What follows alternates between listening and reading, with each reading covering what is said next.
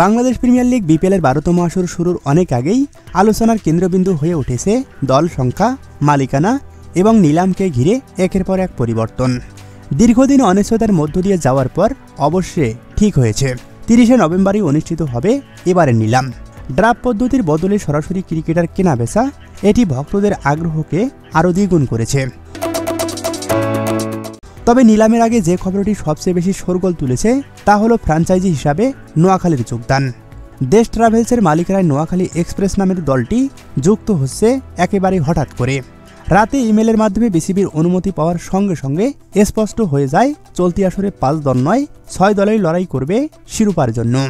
এর আগে শুরুতে নোয়াখালীর মালিকানা চেয়েছিল বাংলা মার্ক নামে একটি প্রতিষ্ঠান, কিন্তু যাচাই বাছাই ও আর্থিক সক্ষমতার পরীক্ষায় বাদ পড়ে তারা। সেই জায়গায় মাসখানেকের ব্যবধানে এগিয়ে আসে দেশ ট্রাভেলস নামে একটি প্রতিষ্ঠান। সবকিছু পরিকল্পনা মাফিক এগোলে 26শে ডিসেম্বর মাঠে গড়াবে বিপিএলের 12তম আসর, যার ফাইনাল ম্যাচ অনুষ্ঠিত হবে 24শে জানুয়ারি।